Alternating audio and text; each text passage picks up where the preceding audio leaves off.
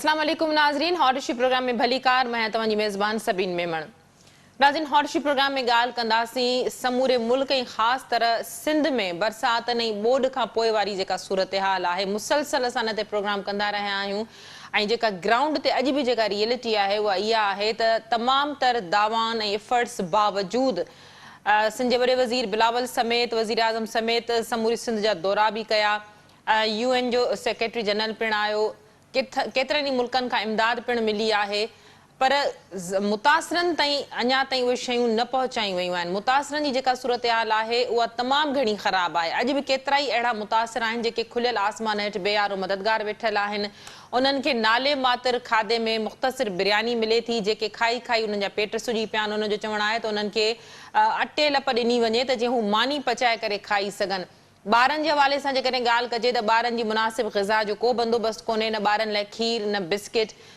बीमारियुनि जी जेकॾहिं ॻाल्हि कजे त बीमारियूं, चमड़ी जूं बीमारियूं, गैस्ट्रो डायरिया, मलेरिया तमामु घणी फैलिजी चुकियूं आहिनि, जंहिंजे करे रोज़ाना जी बुनियाद ते केतिरा ई न रुॻो ॿार पर वॾा पिणु तेज़ी सां फ़ौत थियनि पिया। केतिरनि इलाइक़नि मां पाणी नेकाल न थी सघियो आहे। सियासी मुदाख़लत जे करे जेके कट ॾिना विया उन समूरी सिंध खे नेठि ॿोड़े छॾियो। तोणे जो वॾो वज़ीर अॼु बि सेवण जे दौरे ते वियो ऐं मुतासिरनि उते वॾे वज़ीर खे शिकायतूं कयूं ऐं वॾे वज़ीर अखियुनि सां वञी ॾिठो त एतिरा पैसा रिलीज़ थियण बावजूदि DC जामशोरे जी जेका नाअहली उहा साम्हूं आई। उते मुतासिरनि जी का मुनासिब सार संभाल न नज़र आई। इन सॼे हवाले सां हिन वक़्तु पीपल्स पार्टी ते तमामु घणी वॾी ज़िमेदारी आहे ऐं पीपल्स पार्टी ते तमामु घणी तनक़ीद पिणु थी रही आहे। समूरी सिंध में चूंडियल नुमाइंदनि जो जंहिं तरह घेराव कयो वियो उहो बि कंहिंखां ॻुझो कोन्हे। अॼु बि इहा सूरत हाल आहे त मुख़्तलिफ़ इलाइक़नि में जेके फोकल पर्सन आहिनि, जेके चूंडियल नुमाइंदा आहिनि, उहे अवाम सां लह विचड़ में न आहिनि, उन्हनि ताईं पहुचनि नथा ऐं इहा सूरत हाल असांजा नुमाइंदा लाइव हिन स्क्रीन ज़रिए सिंध TV ज़रिए तव्हां ताईं पहुचाए चुका आहिनि। इन ॻाल्हि में को बि शक न आहे रहियो। इन हवाले सां मौक़िफ़ ॾियण ऐं ॻाल्हाइण जे लाइ असांखे पीपल्स पार्टी सां ताल्लुक़ रखंदड़ इंतहाई सीनियर सियासी अॻवान सेनेटर ताज हैदर साहब ज्वाइन कयो आहे। ताज साहब, वेलकम कहती हूँ, आपने प्रोग्राम में ज्वाइन किया। ताज साहब, इस वक्त पूरी सिंध की जो सूरत हाल है वो खासी बदतर, बहुत ज़्यादा नाजुक और बहुत ज़्यादा ख़तरनाक है और आज भी कल से जो बरसातों का एक सिलसिला शुरू हुआ है मुख्तलिफ इलाकों में, तो लोगों की जो सूरत हाल है मज़ीद ख़राब हो गई है। इस तमाम तर सूरत हाल में जो रिलीफ पहुंचाना चाहिए था, रेस्क्यू किया गया, वो भी जिस तरह किया गया वो किसी से छुपा हुआ नहीं है। जो रिलीफ की जो सूरत हाल है वो बड़ी बदतरीन सूरत हाल है, बद इंतज़ामी है और इस हवाले से पीपल्स पार्टी की हुकूमत है, तीसरा टेन्योर है, यकीनन तमाम तर 100% जिम्मेदारी पीपल्स पार्टी के हिस्से में आती है। आप क्या मौक़िफ़ देंगे? देखें, एक बुनियादी जो फ़र्क है दूसरे सैलाबों में और इसमें, यह हमें समझना चाहिए। पिछले सैलाबों में दरिया ऊपर आता था, बंद टूटते थे और दरिया के जो करीबी इलाके हैं वो पानी में चले जाते थे। फिर ये कि वो उन इलाकों से पानी वापस दरिया के अंदर जाता था जबकि दरिया नीचे होता था। इस दफ़ा पहले के मुकाबले में कोई 6 गुनी ज़्यादा शायद हुई है और पूरे सिंध के ऊपर हुई है बारिश, और ये पानी जो है ये पूरे सिंध में फैला है। बल्कि जो बलूचिस्तान में बड़ी वजह तो एक ये है दरिया के सीधे किनारे पे कि बलूचिस्तान से भी जो पानी बह के आया है वो जैकाबाद के रास्ते, गज के रास्ते, वो दरिया के सीधे किनारे के साथ साथ वो सारे में फैल गया है। फिर खैरपुर का इलाका है कि जो नशेब में है। तो ये बात के पानी को कैसे निकाला जाए ये बुनियादी बात है। दूसरी ये कि जगह जगह जो भी गोट हैं ये हैं, लोग अपने जानवरों को नहीं छोड़ सकते, लोग अपने जानवरों के साथ रहते हैं। तो इसलिए जगह जगह वो जो जजीरे से बन गए हैं और लोग वहाँ पे बैठे हुए हैं। अब जो मेन रोड्स हैं जहाँ तक कम्युनिकेशन है उन तक पहुँचाना आसान है, लेकिन जो दूर के जजीरे हैं उन तक कश्तियों के ज़रिए पका हुआ खाना या राशन वगैरह जाता है। तो जाहिर बात है कि ये एक ऐसी मुश्किल है कि जिसको सोचा भी नहीं जा सकता था कि इस किस्म की चीज़ होगी। बहरहाल ये वक्त कमर बांध के खड़े होने का है। मुझे ये थरपारकर बदीन ये इलाका दिया गया था और मैं वहाँ काफ़ी वक्त गुजार के आ रहा हूँ اور اللہ کا شکر ہے کہ اس میں حالت اتنی بری نہیں ہے کہ جتنی دوسرے علاقوں کے اندر ہے، دریا کے سیدھے کنارے کے ساتھ ساتھ کچھ جگہ سے ٹوٹا تھا پران جو ہماری وہ ہے ڈورو، اس کا کنارہ ٹوٹا تھا، 10-11 دن وہ نہیں بھرا جا سکا. کوئی 5 ہماری یونین کاؤنسلیں جو تھیں وہ زیر آب آ گئیں، لیکن اب وہ شگاف 4 دن پہلے جب میں وہاں موجود تھا تو اس کو بھر دیا گیا تھا، اور پانی جو تھا پران کے راستے سمندر تک جا رہا ہے تھا، پران اور LBOD دونوں کے. لیکن ایک جو مسئلہ آ رہا ہے اس علاقے میں وہ یہ ہے کہ LBOD کا ڈیزائن غلط ہے، اور وہ بجائے اس کے کہ پانی لے کے جائے سمندر کی طرف، وہ بہتے ہوئے پانی کو روکتی ہے. کہ کیونکہ جو قدرتی ڈھورے تھے ہمارے وہ شمال جنوب تھے، اور یہ LBOD جو ہے وہ مشرق مغرب کے اندر بنائی گئی ہے.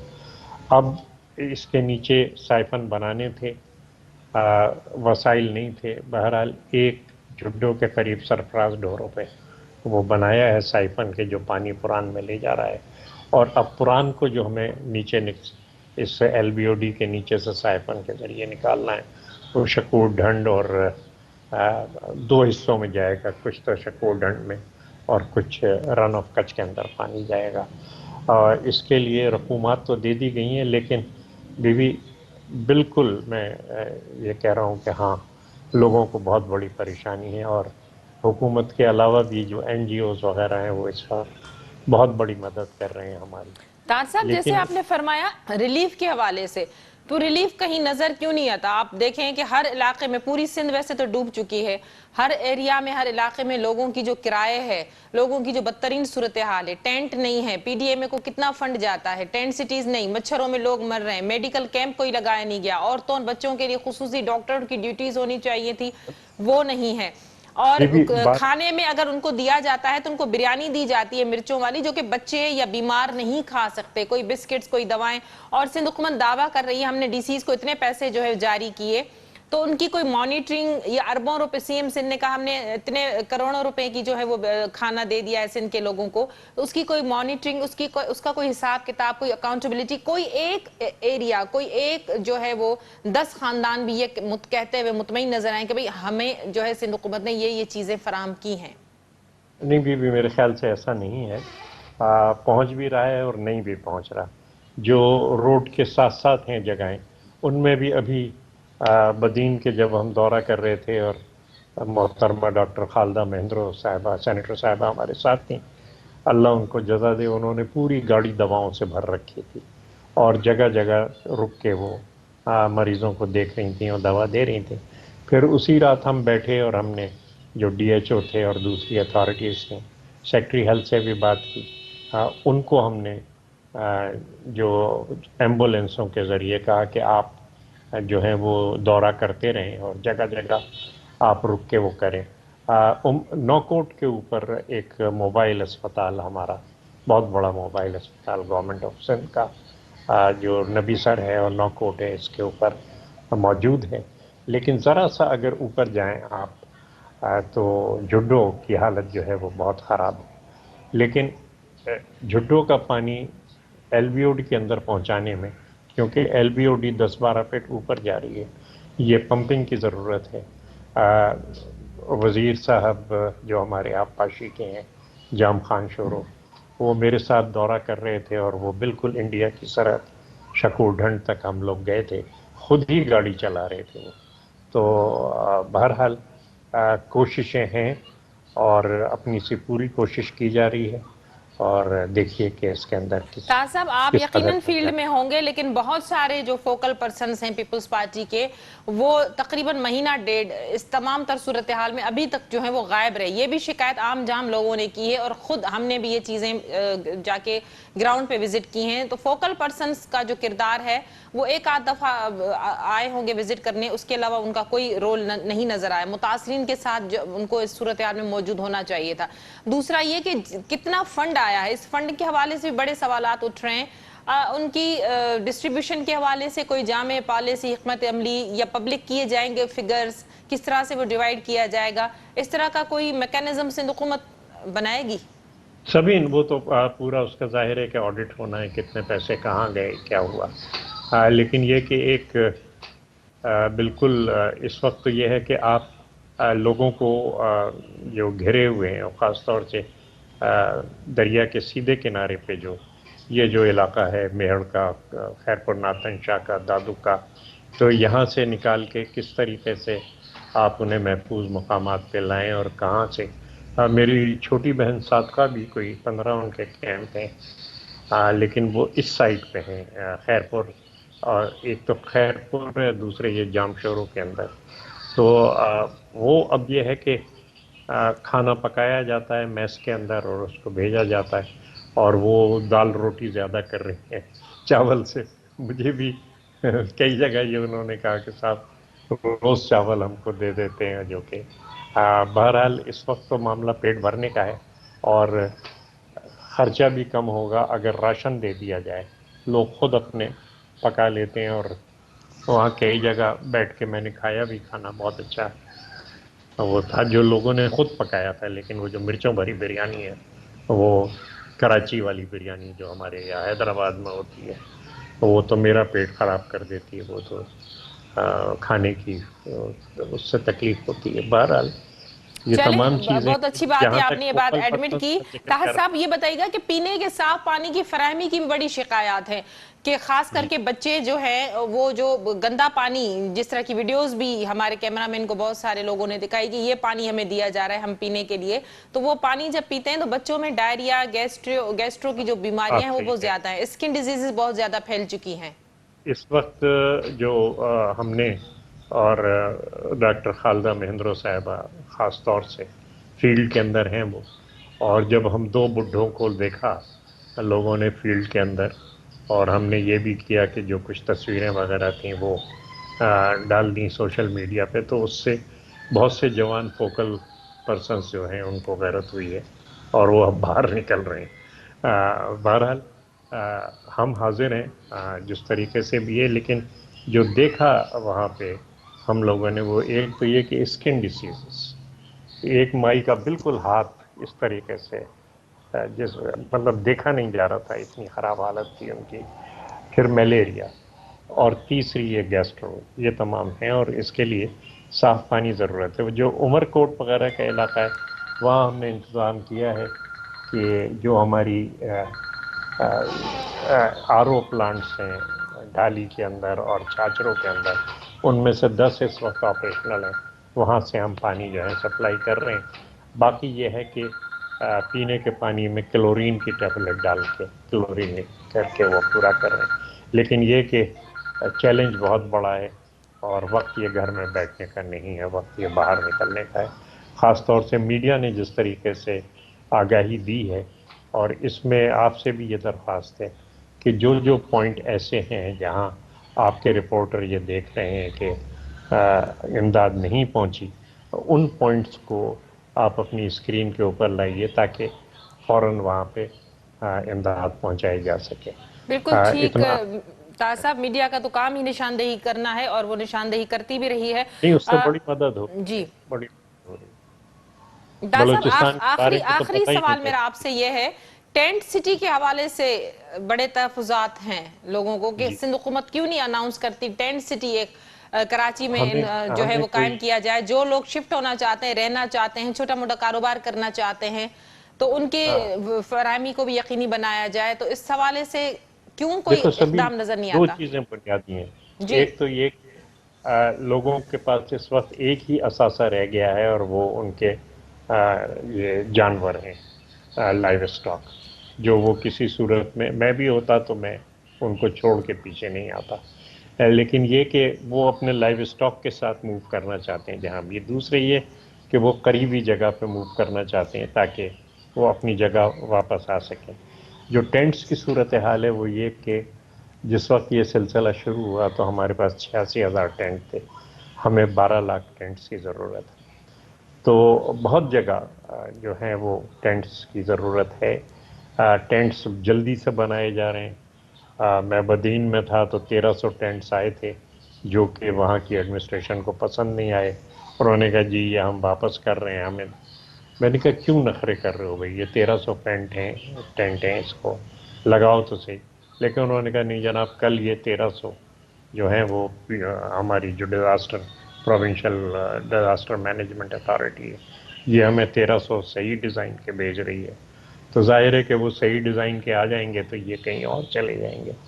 लेकिन बिल्कुल जंग है, फितरत के ख़िलाफ़ जंग है, और इसे वॉर फुटिंग्स पर लड़ना है और बहुत कुछ करने की ज़रूरत है।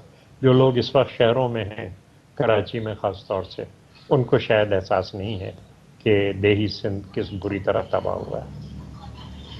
ठीक, तार साहब, सरकारी तौर पर टेंट सिटी का कोई ऐलान नहीं किया गया बाज़ाब्ता। जो सैलाब मुतासरीन कराची में आबाद हैं उनको सरकारी तौर पर रिहाइश देने के हवाले से आप समझ रहे कोई मंसूबा ऐसा कोई ज़ेर गौर आना चाहिए? सभी मेरा नहीं ख्याल, क्योंकि कराची के अंदर पानी नहीं है, और ये कि वहाँ पे जो हमारी गवर्नमेंट बिल्डिंग्स हैं उनके अंदर हमने रखा हुआ है उनको, और सब के सब अपने अपने घरों को वापस जाना चाहते हैं कि अगर पानी निकलता है तो वो है बस। अब क्या करें, सुखियो हो जे प्री दुखियो डिसे न डी, रहमत वसाए रब जी, ये सावन बसाए नहीं। अब ये रहमत जो है मुसीबत बन गई। मुझे एक शख्स ने कहा कि साईं अब मुझे बादल देख के डर लगता है। वो बादल जिस पे हम खुश होते थे, वो कहने लगा साईं बादल देख के हमें डर लगता है। अब ये पोजीशन है, सुखी हो मुझे प्रिय। बहुत शुक्रिया तार साहब, आपने अपना मौक़िफ़ देने के लिए ज्वाइन किया। यकीनन बरसात हिकिड़ी रहमत आहे, पर इहा आवाम जे लाइ तमामु घणी ज़हमत जो सबब इन करे बणिजी आहे जो सिंध सरकार पंहिंजी ज़िमेदारी निभाइण में मुकमल तौर नाकाम वई आहे। बरसातूं तमामु घणियूं थियूं आहिनि, पर जेकॾहिं सरकार वक़्त सां उपा वठे हा ऐं समूरा वसीला ईमानदारी सां कतब आणे हा ऐं माण्हुनि खे ईअं निंदड़ कोन छॾे हा त शायदि सिंध जे आवाम जो इहो हाल अॼु न हुजे हा। प्रोग्राम जे सिलसिले खे जारी रखंदासीं, वक़्तु ऐं मुख़्तसिर वक़फ़े जो वठूं था वक़फ़ो।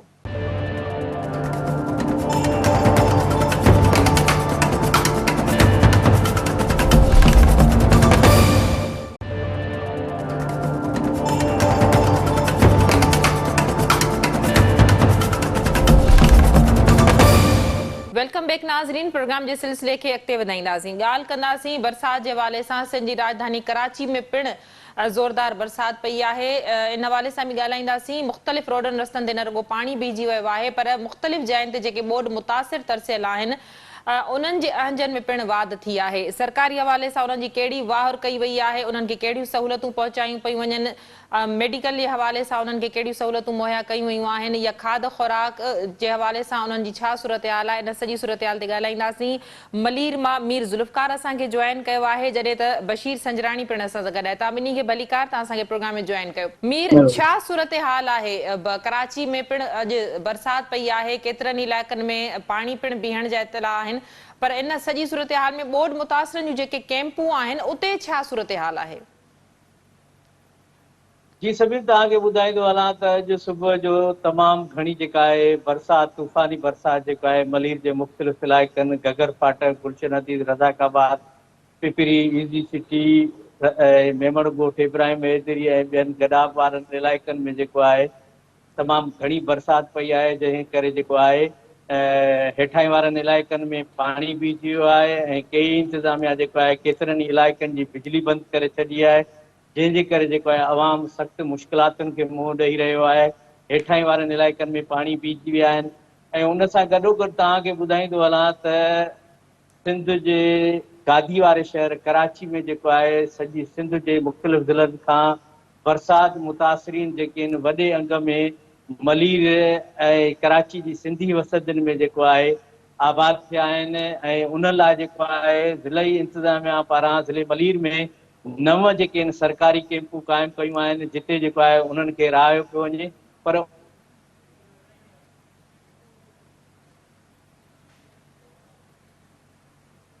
उन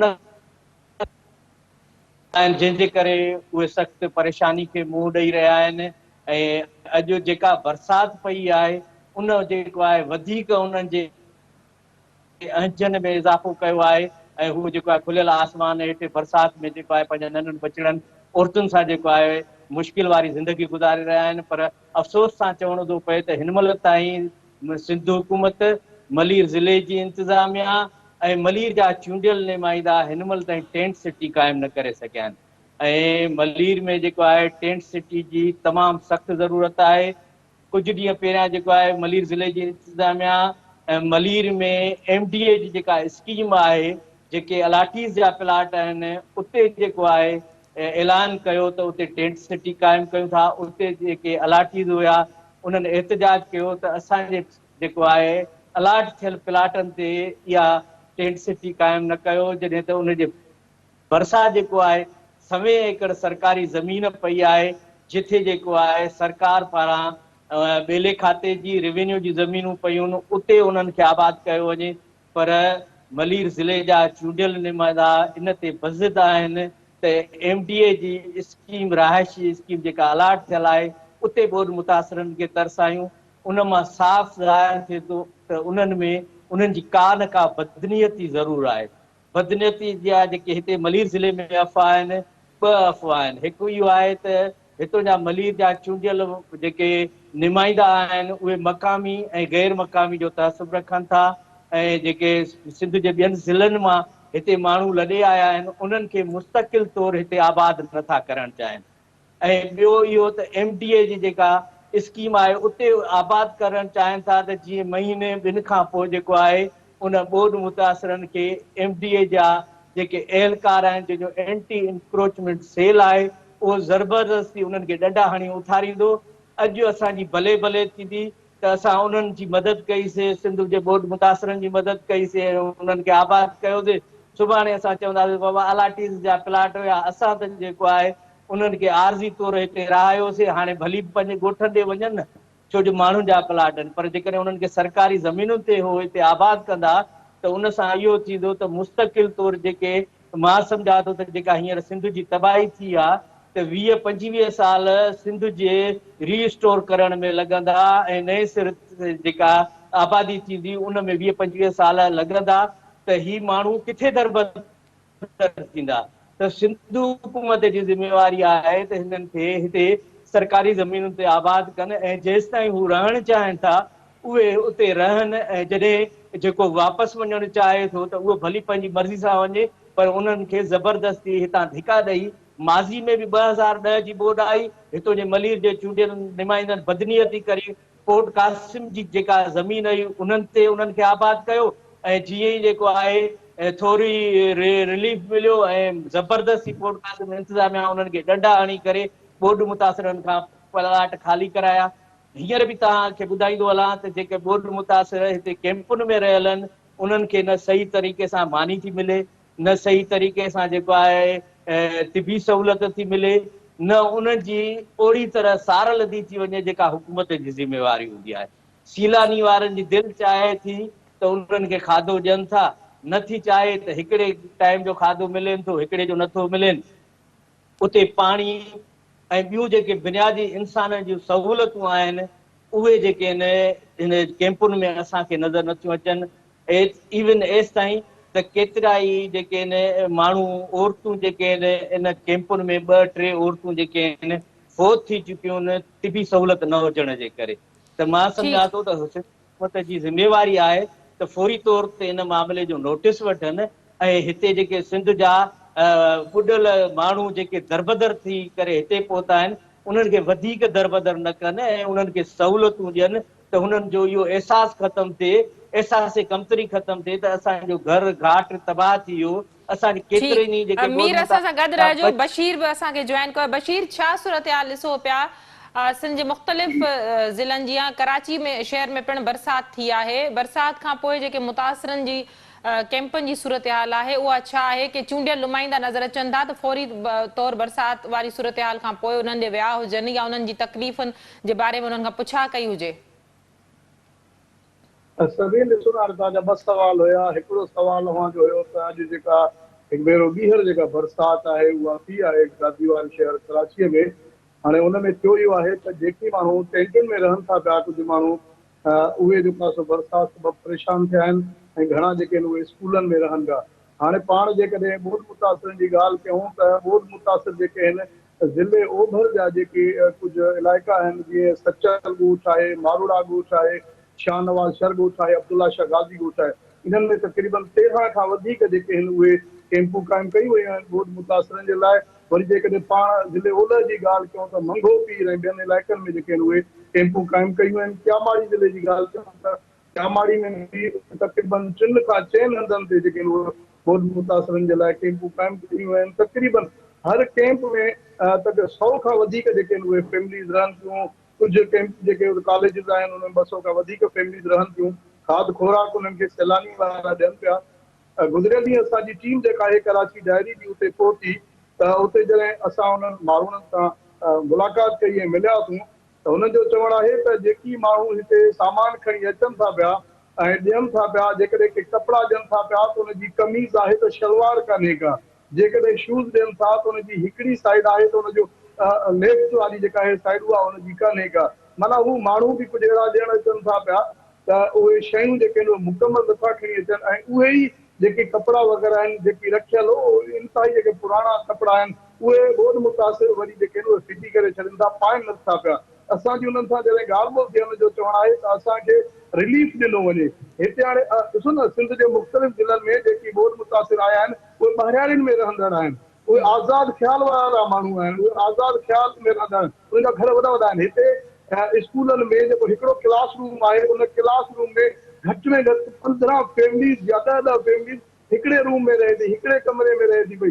जॾहिं उहे हिकिड़े कमरे में 15 फैमिलीज़ रहंदा त उहे रही न सघंदा, बीमार थी पिया आहिनि। जेकॾहिं वरी ॻाल्हि कयूं था पिया खाद खुराक जी त उन्हनि जो चवणु आहे त खाद खुराक जेका आहे उन्हनि खे सैलानी ॾिए थी, रोज़ानो बकरे गोश्त थो मिले पियो, का सब्ज़ी या ॿियूं शयूं उन्हनि खे न आहिनि, उन्हनि खे मानी ॾिनी वञे थी पई जंहिंजे करे हू बीमार थी पिया आहिनि।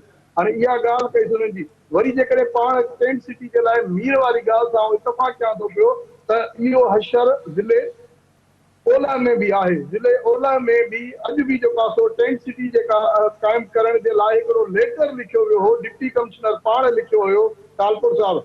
उते जेको आहे सो MDA दावा कई आहे साॻी हुन ते त हीअ जेका ज़मीन आहे उहा MDA जी आहे, तव्हांखे विहार न ॾींदासीं। इहो ॾिसो न सिंध हुकूमत जे मथां अचे थो। MD केरु थींदो आहे जो MD हिकिड़ो सरकारी यानी कि हिकिड़ी डिपार्टमेंट आहे सिंध हुकूमत जी, उहा जेकॾहिं ॿोॾि मुतासिर खे विहारण जे लाइ तयारु न आहे ऐं उते वरी ज़िले ओलह जो जेको ख़ासि मददगार आहे अली अहमद जान आहे, त नालो बि खणी तव्हांखे ॿुधाईंदुसि, उहो उते उन्हनि खे रहण जे लाइ तयारु ई कोन्हे को। जॾहिं पहिरें ॾींहुं मंगो पीर में कैंप जॾहिं क़ाइमु थी वियो उते आया त उन्हनि खे उतां जे पठाणनि जेके आहिनि भॼाए कढियो त बाबा तव्हां हिते न रहो। हाणे ॿुधायो त ॿोॾि मुतासिर किथे वञनि। हींअर जेका टेंट सिटी क्यामाड़ी में क़ाइमु थी आहे तक़रीबन हुन में 2-6 माण्हू फैमिलीज़ रही सघनि थियूं। डिप्टी कमिश्नर आहे मुख़्तियार अली अबड़ो, उन कुझु टेंट जेके आहिनि कंहिं आहिनि 50 खां वधीक घर हुन में अची विया आहिनि। उन्हनि असांजी जेका टीम आहे सिंध टीवी जी उते विज़िट बि करे आई ऐं असां हुतां जेको आहे चकर लॻायो त 50 खां वधीक फैमिलीज़ अची विया आहिनि ऐं उहे जेकॾहिं असली ॿोॾि मुतासिर आहे उन्हनि खे हिकिड़ी वेरिफिकेशन कई पई वञे, उन्हनि खे ज़रूरु राहत वञे। पर उते बि सैलानी खाधो वग़ैरह ॾिए थी पई, पाणी वग़ैरह जी सहूलियत जेका उते डेली टैंकर जे हवाले सां ॾिनी वञे थी पई, पर घणे भाङे जेका उतां जे ॿोॾि मुतासिरनि खे धरती धरनि खे सहूलियतूं मिलणु घुरिजनि उहे कोन्हनि खे। वरी जेकॾहिं बशीर, पाण पीअण जो साफ़ पाणी या मेडिकल कैंप कैंप जे हवाले सां या ॿारनि में फैलिजंदड़ बीमारियुनि जे हवाले सां सरकारी तौर या चूंडियल नुमाइंदनि जो को किरदारु नज़र अचे थो? छो सरकार त दावा करे थी, सिंध जो वॾो वज़ीर चए थो असां अरबे रुपया ख़र्च करे चुका आहियूं, त जेतिरो पैसो ख़र्च थियो आहे ओतिरी उन्हनि जी संभाल थी सघी आहे? ॾिसो जेकॾहिं तव्हां पाणी जी ॻाल्हि कई त पाणी हुननि खे उहो ई थो मिले जेको टैंकर खणी था अचनि। टैंकर वारो पाणी उहे ॿोॾि मुतासिर पीअंदा, उन्हनि खे का मिनरल वाटर जी बोतल कान थी मिले पई। सिंध हुकूमत जेकॾहिं वॾो वज़ीर दावा करे थो पियो त अरबे रुपया हिननि ॿोॾि मुतासिरनि ते आहिनि। हिन कराचीअ में ॾिसो न, कराचीअ में JDC आहे, ॿियूं जेके समाजी तंज़ीमूं आहिनि, सैलानी आहे, मानी उहे ॾियनि था पिया। JDC वारा राशन ॾियनि था, सिंध जे मुख़्तलिफ़ ज़िलनि में वञनि पिया। सिंध हुकूमत जा नुमाइंदा देशनि में ज़रूरु अचनि था। कल्ह बि हिकिड़ी ख़ातून जेका आहे उहा असांखे मिली, बिस्कुट अलाए छा खणी अची बसि उहा उते ॾेई वई। सिंध हुकूमत जी इन दावा खे हुतां जा जेके ॿोॾि मुतासिर आहिनि उहे रद्द कंदा पिया। पाणी साफ़ उन्हनि खे कोन थो मिले, उहो टैंकर जेको अचे थो पियो उहो पाणी उन्हनि खे मिले थो पियो। इमदाद जेकॾहिं को माण्हू अचे थो पियो ॿाहिरि, उहे वीचारा ॾुखनि में हिते आयल आहिनि, उहे ॿार जेको माण्हू इमदाद खणी थो अचे हुनजे पोयां लॻी पवनि था, भॼनि था पिया। सो इहो अमल मां सम्झां थो सिंधी माण्हूअ जे लाइ इहो सही कोन्हे को। जेकॾहिं ज़िले ओलह में कैंप क़ाइम थिए थी पई उते एतिराज़ात न करणु खपनि उन्हनि खे जेके पीपुल्स पार्टी जा नुमाइंदा आहिनि उन्हनि खे रहणु खपे। MDA केरु थींदो आहे उहो खातो तव्हां ॾिसो सिंध हुकूमत सां लाॻापियल आहे। सिंध हुकूमत मां सम्झां थो जीअं मीर तव्हांखे ॿुधायो त संजीदा न आहे। जेकॾहिं संजीदा हुजे हा त हाणे ॾिसो न एजुकेशन बि ॿारनि जी ख़राब थिए पई। स्कूलनि में कॉलेज में पाण चवनि था उहे पाण चवनि था त भई असांखे हितां कढी कंहिं टेंट सिटी क़ाइमु कयो, असांखे अलॻि टेंट ॾियो, असीं रहण जे लाइ तयारु आहियूं। ही एजुकेशन ॿारनि जी ख़राब थिए थी पई। सिंध हुकूमत चए थी न हिते रहनि, या त हू टाइम पास कनि पिया त पाणी जेको आहे उहो ख़तमु थी वञे ऐं उहे रोज़गार करणु चाहिनि था, उहे हिते रहणु चाहिनि था, धरती धणी आहिनि। ॾिसो न जेके ॿिया माण्हू उन्हनि जे लाइ अफ़वाहूं कनि था भई हिते न रहनि, के चवनि था कहिड़ा अची विया कहिड़ा थी विया, उहो उन्हनि जी हिकिड़ी पंहिंजी ज़बान आहे। पर हू सिंध जा वारिस आहिनि। उन्हनि जे लाइ घुरिजे त सिंध हुकूमत खे जोगा उपाउ वठे। ऐं असांजी बि सजेशन इहा आहे त हिते हज़ारे एकड़ ज़मीन पई आहे जीअं क्यामाड़ी ज़िले में उन्हनि ॿोॾ मुतासिरनि जे लाइ कई आहे त भई हुते टेंट सिटी क़ाइमु कयो, उते स्कूल हिननि लाइ ठाहियो। जेसीं ताईं पाणी उन्हनि शहरनि मां निकिरी वञे थो तेसीं ताईं उते रहनि, हिते रोज़गार कनि। भली उहे सैलानी बि मानी न खाइनि, उहे पंहिंजो कमाए खाई सघंदा।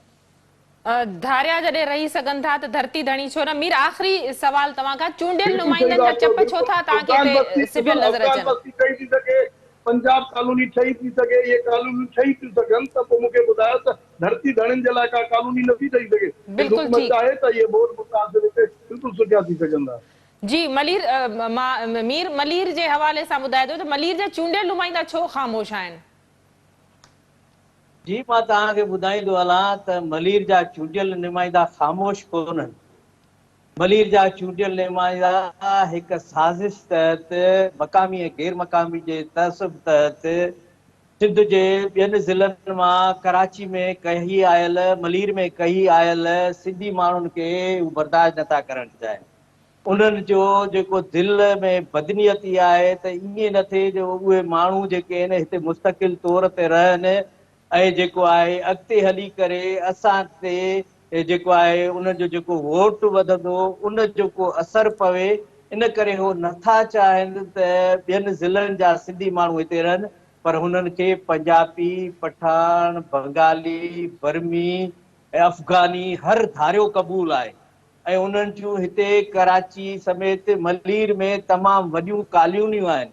उन्हनि खे हू बर्दाश्त करण लाइ तयारु आहिनि, पर पंहिंजे सिंधी जेके धरती धणी आहिनि, जेके हितां जा वारस आहिनि, असलूकी मालिक आहिनि सिंध जा, उन्हनि खे हू कंहिं बि सूरत में क़बूल करण लाइ तयारु कोन्हनि के उन्हनि जे क़यादत जेका जंहिंसां हू तहसुब कनि था, उनजी क़यादत ते एतमाद कनि था, उन जी पार्टी ते हू जेको आहे सियासत कनि था, उन जी पार्टी जे नाले सां हू वोट बि वठनि था, इक़्तिदार में बि वञनि था, पर उन्हनि इलाइक़नि जे रहवासियुनि सां हिते जेको उनजो सलूक आहे उहो मां सम्झां थो त माटेली माउ वारो सलूक आहे। जंहिंजे करे अॻु जेके हिते रहनि था ॿियनि ज़िलनि जा माण्हू, उहे ख़दशा पाकिस्तान पीपुल्स पार्टी जी आला क़यादत खे ॾेखारींदा रहिया आहिनि। पर हिन ॻोॾ में, हिन बरसाति में जेको हुनजो किरदारु आहे उहो उन्हनि जी जेका बदनीयत आहे उनखे वाज़े करे थो। पाकिस्तान पीपुल्स पार्टी जी आला क़यादत चेयरमैन बिलावल भुट्टो ज़रदारी, आसिफ ज़रदारी, सिंध जो वॾो वज़ीर, इन मामले जो बि फौरी तौर नोटिस वठे त पाकिस्तान पीपुल्स पार्टी हिकिड़ी जमहूरी पार्टी आहे जंहिंमें हर क़िस्म जो हर माण्हू रहे थो ऐं सियासत करे थो। त इहो जेको साड़ हसद वारी जेका सियासत आहे मलीर जे चूंडियल नुमाइंदनि जी, इन ते थोरो नोटिस वठी करे हितां जे जेके बरसाति ज़ाहिर आहे मुतासिरी इहा आहिनि। जेका पार्टी पॉलिसी आहे इहा पीपुल्स पार्टी जी आला क़यादत जी आहे, जंहिं पीपुल्स पार्टी जे हिन चेहरे खे एक्सपोज़ करे छॾियो। वरी महिरबानी तव्हां ॿिन्हिनि जी, तव्हां पंहिंजो मौक़िफ़ ॾियण जे लाइ असांखे प्रोग्राम में जॉइन कयो। नाज़रीन, अॼोके प्रोग्राम में एतिरो ई। ईंदड़ प्रोग्राम ताईं ॾींदा इजाज़त। अल्लाह वाही।